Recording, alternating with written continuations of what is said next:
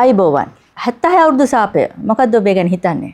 ඔබ ඇත්තටම හිතනවද අවුරුදු 76ක සාපයකට අපේ රට ලක් වෙලා තිබුණා කියලා? 76 අවුරුදු සාපය කියන ටැග් ලයින් එක තමයි මාලිමාව බලය ලබා ගන්න ගොඩක්ම පාවිච්චි කරේ. එහෙම නැත්නම් ජනතාව මුලා කරන්න පාවිච්චි කරපු එක. ඇත්තටම 76 අවුරුදු සාපයක් තිබුණාද? ඒ නිදහසෙන් පසු ගත වූ අවුරුදු 76 ඇත්තටම සාපයක් තිබුණු කාලයක්ද? එහෙම නැත්නම් අපේ රටට කිසිම ආකාරයක යහපතක් වෙච්ච නැති කාලයක්ද? රට ආපස්සට ගියාද? ඒ ගැන අපි ඇත්ත තත්ත්වය ගැන පොඩ්ඩක් දැනුවත් වෙමු. අපි පොඩ්ඩක් බලමු 1948 ශ්‍රී ලංකාවට නිදහස ලැබෙන විට ලංකාව මොන වගේ තත්ත්වයකද තිබ්බේ කියලා. ඒ වගේම සමහර අය කියන්න ගත්තනේ මේ අපිට නිදහස ලබා දුන්නේ අපරාධේ සුද්ධ ලංකාව දාලා ගියේ නැතුව හිටියනම් අපි අද දියුණු රටක් කියලා. අපිට දියුණු රටක් වෙන්න නොහැකි වුණේ ඒ 76 අවුරුදු සාපය කියලා ජනතා විමුක්ති පෙරමුණ කියන කාලය තුල සිදුවෙච්ච යම්කිසි ක්‍රියාමාර්ග නිසානේ.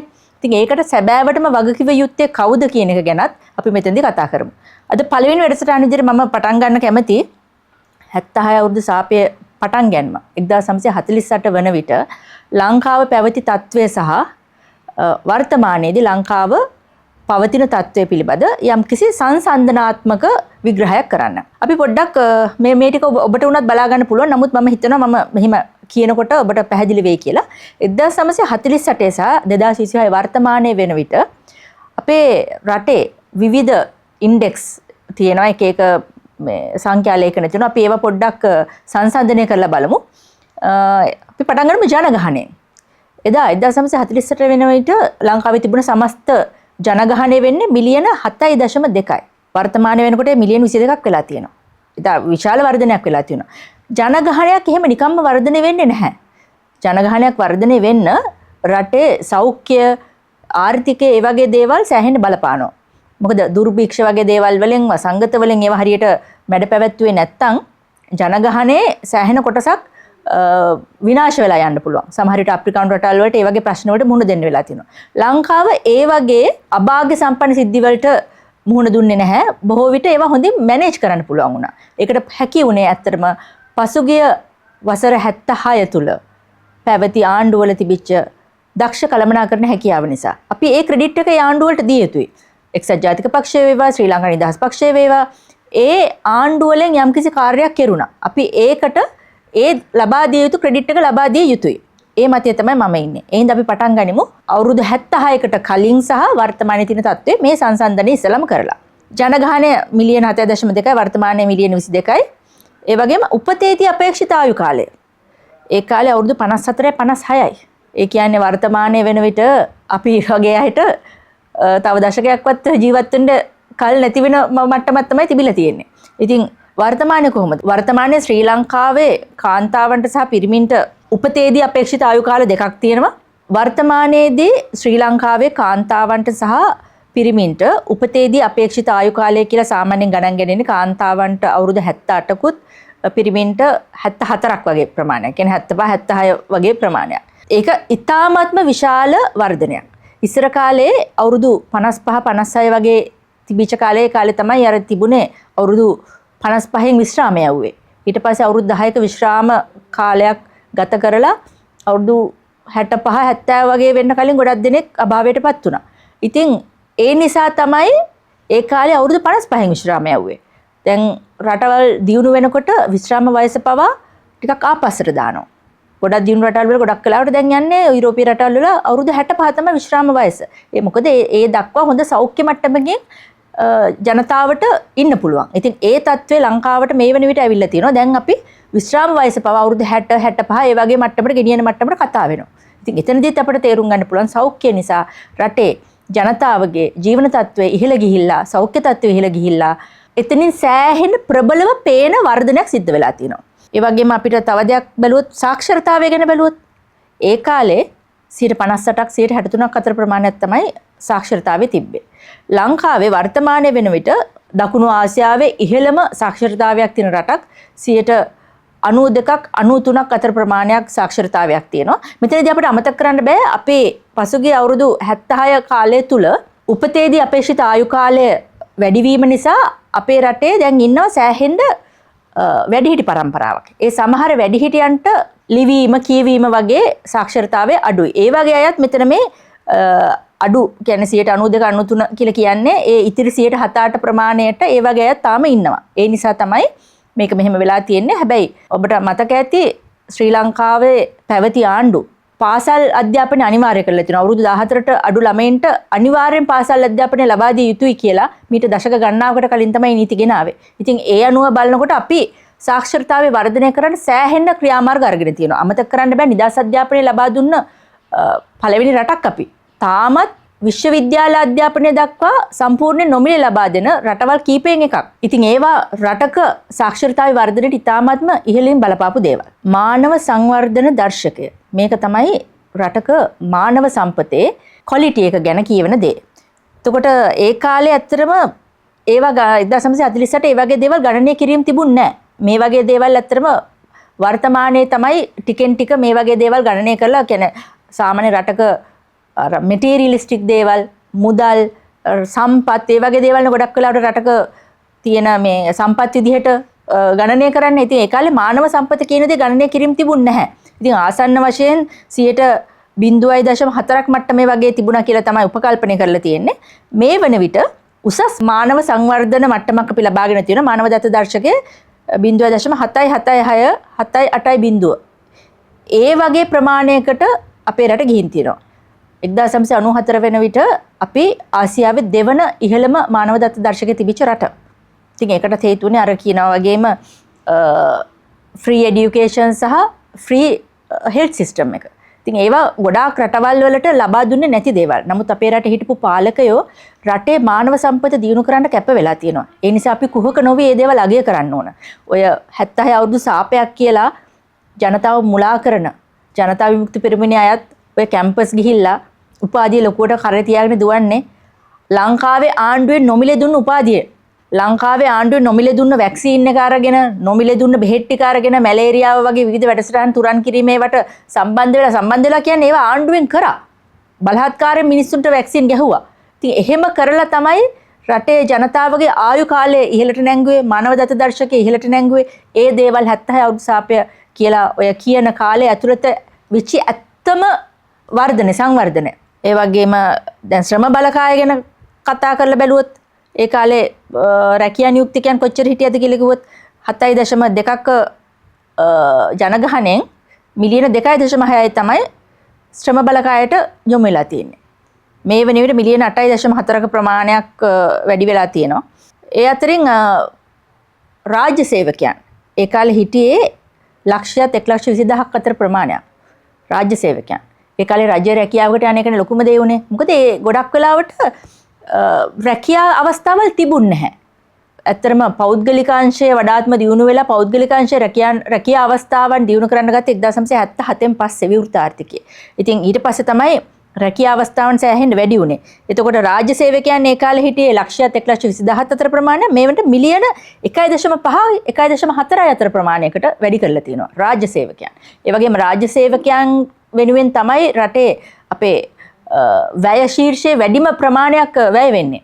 ඉතින් ඒකින්ද අපිට මේක සුළුෙන් තකන්න පුළුවන් දෙයක් නෙමෙයි. ආණ්ඩුව වැය කරන මේ මුදල් වලට සරිලන සේවයක් ලබා දීම ඔවුන්ගේ යුතුයකමක්. 1948 වෙනකොට ලංකාවේ පාසල් කීයක් තිබුණා කියලාද ඔබ හිතන්නේ? ආසන්න වශයෙන් 3,200ක් අතර ප්‍රමාණයක් තමයි තිබුණේ. ගොඩාක් පාසල් ඇත්තටම නිදහස් අධ්‍යාපනය ඊට කලින් ලබා දුන්නේ CWW කණ්ඩංගර මහත්මයාගේ කාලේ පටන් පාසල් අධ්‍යාපනය සඳහා යම්කිසි ආකාරයක අවධානයක් අපේ රටේ පැවති ආණ්ඩු සහ පාලකයන් විසින් යොමු කරලා තිබුණා. එසේ වුණත් රජයේ පාසල් සංඛ්‍යාව තිබුණේ 3,200 අතර ප්‍රමාණයක්. වර්තමානයේ වෙන විට එය 10,100ක් 10,150ක් වගේ ප්‍රමාණයකට දැනට වර්ධනය වෙලා තියෙනවා. ඒක ඉතාමත්ම විශාල ප්‍රවණතාවයක්. ඒකට මේ වගේ පාසල් වල අධ්‍යාපනය ලැබපු ළමයි සංඛ්‍යාව සාමාන්‍යයෙන් ඒ කාලේ මිලියන 1.3ක් අතර ප්‍රමාණයක් තමයි 1948 හිටියේ.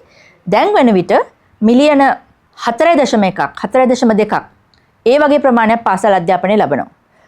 අවුරුදු 13ක පාසල් අධ්‍යාපනය අනිවාර්ය කරේ රනිල් වික්‍රමසිංහ මැතිතුමා අධ්‍යාපන ඇමති විදිහට ඉන්න කාලේ. ඒකෙන් පාසල් දරුවන් අනිවාර්යයෙන්ම පාසල් කාලය පාසලේ දරුවන් විදිහට ගත කරලා උන් ලබාගත යුතු අධ්‍යාපනය හරි මට්ටමට ලබාගෙන සමාජයට උගත් බුද්ධිමත් තරුණ පරම්පරාවක් විදිහට සමාජයට යොමු කිරීමේ අදහස ඇතිව තමයි එතුමා ඒ අවුරුදු 13ට එක වැඩි කර ඊට කලින් තිබුණේ GCE O level GCE A level වෙන කලින් තිබේ SSC HSC වගේ විභාගනේ. ඉතින් ඒවත් GCE O level GCE A level වගේ විභාග කියන අන්තර්ජාතිකව පිළිගැනෙන විභාග මට්ටමටත් ගෙනෙලා අපේ රටේ ශ්‍රම බලකායට පමණක් නෙමෙයි ලෝක මට්ටමින් උනත් කිසිම ආකාරයකින් අඩුපාඩුවකින් තොරව මුහුණ දී හැකි මට්ටමේ හොඳ වැදගත් ක්වොලිෆිකේෂන්ස් ඇති කරන්න හිටපු පාලකයෝ ක්‍රියා කරා.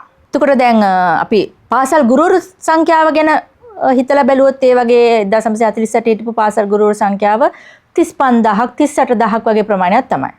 වර්තමානයේ පාසල් ගුරුවරුන් කොච්චර ප්‍රමාණයක් ඉන්නවා කියලාද ඔබ හිතන්නේ? මේ වන විට පාසල් ගුරුවරුන් මේ රජයේ පාසල් වල 2,40,000ක් 2,65,000ක් ඒ වගේ අතර ප්‍රමාණයක් පාසල් ගුරුවරුන් ඉන්නවා. පාසල් ගුරුවරුන්ගේ ප්‍රමාණය වැඩි වුණේ නිකම්ම නෙමෙයි. ඔබ දන්නවද 80 දශකයේදී සෑහෙන්න ගුරුවරු ප්‍රමාණයක් අධ්‍යාපන ක්ෂේත්‍රයට බඳවා ගත්තා. රනිල් වික්‍රමසිංහ මැතිතුමා විශේෂයෙන්ම ගුරුවරුන්ගේ ක්වොලිටි එක වැඩි කරන්න විද්‍යාපීඨ හඳුන්වා දුන්නා, ගුරු විද්‍යාල හඳුන්වා දුන්නා. ඒ වගේම ඉංග්‍රීසි අධ්‍යාපනය වැඩි දියුණු කරන්න ඩෙලික් වගේ ආයතන, ඇමරිකානු ආධාර ඇතුව ඩෙලික් වගේ ආයතන හරහා ගුරුවරුන්ගේ අධ්‍යාපනය, ඔවුන්ගේ අධ්‍යාපනය වැඩි කරලා, ඔවුන්ගේ ක්වොලිටි එක වැඩි කරලා ශ්‍රී ලංකාවට යහපත් ගුරුවරු ප්‍රමාණයක් බිහි කරන්න ඒ වගේ විවිධ ක්‍රියාමාර්ග ගත්තා. ඉතින් ඒ වගේ ප්‍රතිඵල විදිහට තමයි අද වෙන විට අපිට කියන්න පුළුවන් වෙලා තියෙන්නේ 2,40,000ක් 2,65,000ක් අතර ප්‍රමාණයක් පාසල්වල ගුරුවරුන් ඉන්නවා කියලා. එතකොට දැන් රාජ්‍ය විශ්වවිද්‍යාලවල මට්ටම ගත්තොත් අපේ රටේ මේ වෙන විට රාජ්‍ය විශ්වවිද්‍යාල කීයක් තියෙනවද?